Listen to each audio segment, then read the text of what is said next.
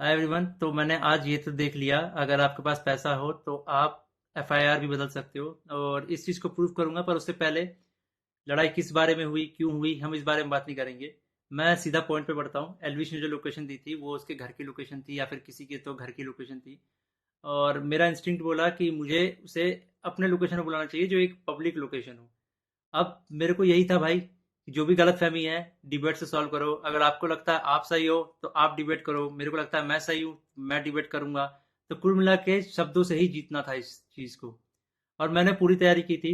मैंने वहाँ पे सोफा वोफा सब लगाया था कि जब एलविश भाई आएंगे तो वहाँ बगल में बैठेंगे, ये वो फलाना ठिकाना। लेकिन जैसे ही वो आए, एक तो अटैक करना शुरू कर दिया, ऊपर से बहुत सारे बंदों के साथ आए। ऊपर से ये भी नहीं था कि वन ऑन वन फाइट हो। उसके साथ उसके कुछ बंदे थे, वो भी मदद कर रहे थे उसकी। इस तरीके से मदद कर रहे थे कि मैं कुछ कर ही नहीं पा रहा था, क्योंकि मेरे को दो तीन लोगों ने पकड़ लिया था अगल बगल से।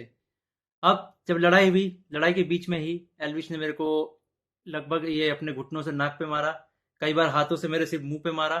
और जब मारा उसके बाद उसने बगल से एक फ़ोन भी उठाया जो दूसरे एंगल पे रिकॉर्डेड है, और फ़ोन से मेरे स्पाइन पे मारा। और आप सभी को पता है, अगर स्पाइन पे गलती से भी स्पाइन टूटता है तो आप ज़िंदगी भर के लिए लावारिस हो सकते हो, अपाहिज हो सकते हो। तो उसके बावजूद उसने मारा मारा। और उसके बाद उसने क्या किया, जान से मारने की धमकी भी दे दी। अब जान से मारने की धमकी एक दो बार नहीं दी, मल्टीपल टाइम्स दी। कम से कम जितना मुझे पता है 3 बार तो दी ही थी उसने धमकी जान से मारने की। और ऑफ कैमरा भी उसने कई बार जान से मारने की धमकी दी। अब ये सब होने के बाद जब लड़ाई वड़ाई खत्म हो गई, तो उसके बाद वो वापस जा रहे थे, तो वो जो बंदे लाया था उनमें से कुछ बंदे मेरे को, मतलब होता है ना एक प्यार से धमकाने वाला सीन, कि भाई सॉरी बोल दे, क्यों ले रहा है पंगे, ये वो। भाई मैं तो अपने चीज़ों पे अटल था। मैंने बोला मैं सॉरी तो नहीं बोलूंगा, क्योंकि मैंने गलती तो की नहीं है। उसके बाद एल्विश ने भी थोड़ा ट्राई किया था सॉरी बुलवाने के लिए, लेकिन मैंने उसको भी सॉरी नहीं बोला। और ये सब जब हुआ, तो शुरू में मेरे को लगा मेरे को सिर्फ यहाँ चोट आई है, क्योंकि मेरे को कहीं पे भी दर्द फील नहीं हो रहा था। तो मेरे को शुरू शुरू में सिर्फ यहाँ चोट आई। उसके बाद 1 डेढ़ घंटे बाद मेरे को यहाँ पे दर्द होना शुरू हुआ, और फिर 2 से 3 घंटे बाद मेरे पूरे स्पाइन में दर्द होना शुरू हुआ। और इस तरीके से हुआ कि मैं सो ही नहीं पाया। सुबह 4 बजे मैंने सोने का ट्राई किया था, मैं दोस्त के घर साकेत गया हुआ था। मैंने सोने का ट्राई किया, अनफॉर्चुनेटली मैं दर्द से सो ही नहीं पाया। उसके बाद हम जब दर्द हो रहा था तो हम गए वहाँ पे मैक्स हॉस्पिटल साकेत के, मेडिकल निकलवाने। तो उन्होंने मना कर दिया, विदाउट एफआईआर नहीं होगा। तो मेरा यही था, मेरा दिमाग शॉक में था, एफआईआर हमने की नहीं थी। फिर हमने डिसाइड किया कि दोपहर के 12 बजे के आसपास हम एफआईआर करेंगे लॉन्च, और उसके बाद मेडिकल करवा लेंगे पुलिस की मदद से ही। तो हम गए एफआईआर करने।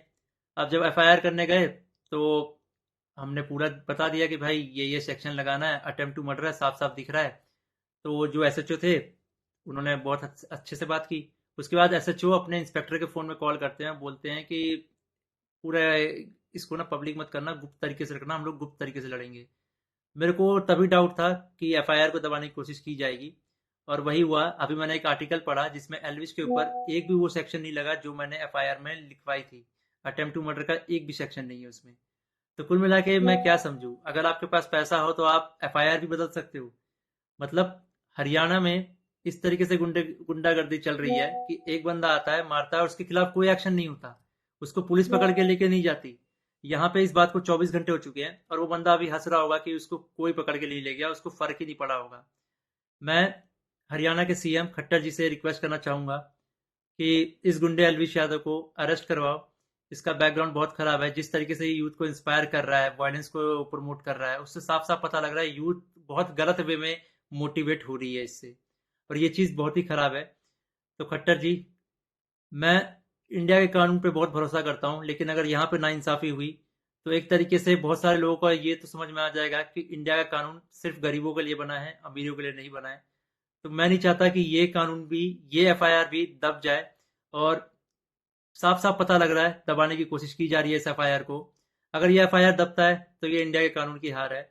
मैं आप लोगों से रिक्वेस्ट करूंगा, गुरुग्राम पुलिस को और खट्टर जी को इस ट्वीट में टैग करो, और उन पे उनको रिक्वेस्ट करो कि एलविश यादव को जितनी जल्दी हो सके, इस गुंडे को जितनी जल्दी हो सके अरेस्ट करा जाए।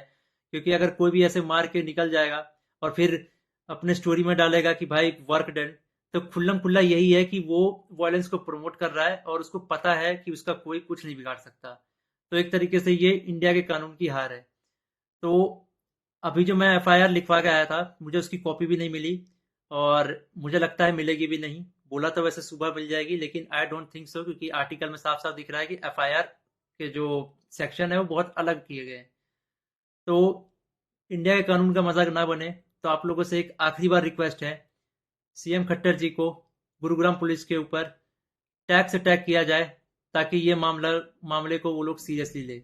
इन द एंड, अगर इस बीच में मुझे कुछ भी होता है, मेरे पे कोई भी जानलेवा हमला होता है, इसका जिम्मेदार एलविश यादव होगा, या फिर उसके दोस्त होंगे, या फिर गुरुग्राम पुलिस होगी जिसने मेरे एफआईआर को पूरा का पूरा बदल दिया, और पता नहीं क्या एफआईआर लिख दिया। और ये ये इंडियन कानून की बेइज्जती है, ये तो मैंने देख लिया। कुछ नहीं भाई, अगर तुम्हारे पास पैसा हो तो कुछ भी कर सकते हो, ये तो मैंने देख लिया भाई।